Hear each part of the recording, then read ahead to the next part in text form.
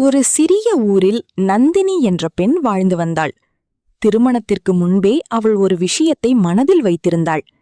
பெண்ணாக பிறந்தாலும் யாருக்கும் சுமையாக இருக்க வேண்டும் என்றாள். திருமணத்திற்குப் பிறகும் அவள் வேலை தொடர்ந்தாள். காலை எழுந்ததும் வீட்டுப்பணி, சமையல், குழந்தைகள், அலுவலகம் எதையும் குறை சொல்லாமல் பார்த்து கொண்டாள்.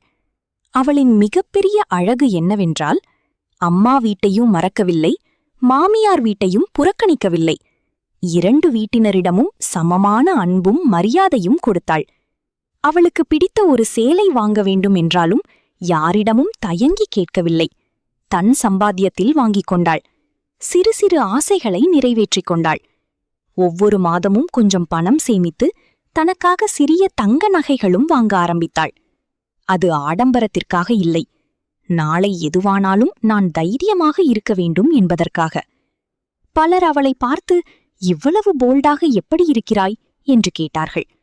அவள் சிரித்துக்கொண்டே, என்னை நான் நம்ப ஆரம்பித்த நாளிலிருந்து பயம் குறைந்துவிட்டது என்றாள். அவள் கணவருக்கும் குடும்பத்திற்கும் அன்பாக இருந்தாள். ஆனால் தன் கனவுகளையும் விட்டுக் கொடுக்கவில்லை. வீட்டை பார்த்து கொண்டபடியே தன் வாழ்க்கையையும் அழகாக கட்டியெழுப்பினாள்.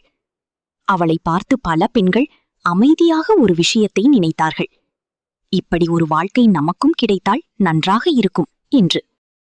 என்ன சிஸ்டர்ஸ், ஸ்டோரி பிடிச்சா subscribe my channel and support me sisters.